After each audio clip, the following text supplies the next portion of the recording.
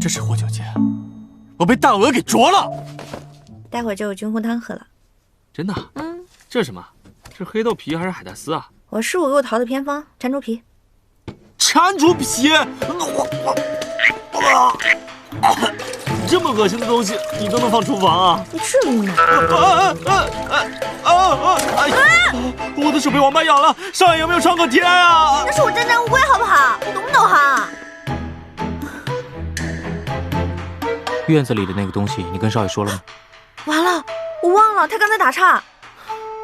你最好早点跟少爷如实交代。好。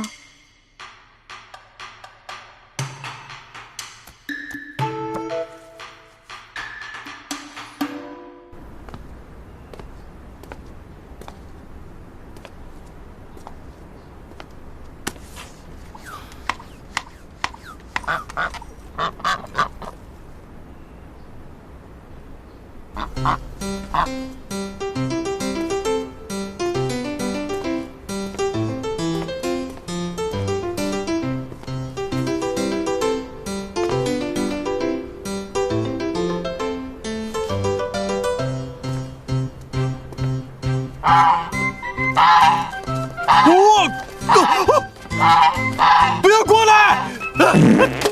大鹅！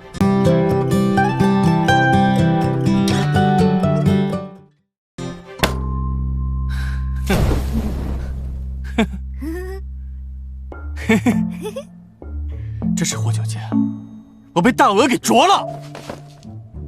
我被王八给咬了。其实那个蟾蜍的皮，我吃了一块。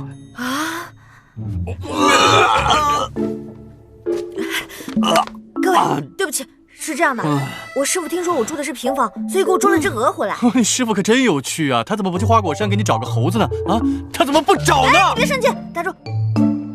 这样吧，今天跟明天的值日我来做，我都包了，行不行？不需要，你现在就离开。成交，成交。一天就一天，做完就给他轰走。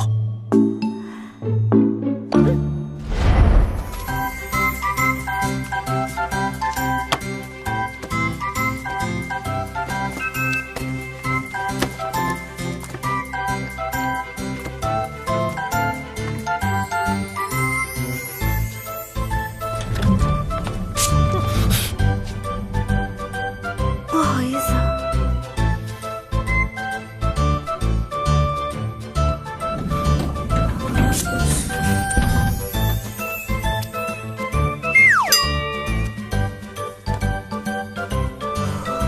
我觉得他就是花果山来的孙悟空。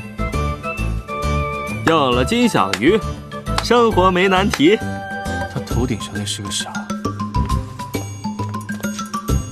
金小鱼，做饭了。好的，马上。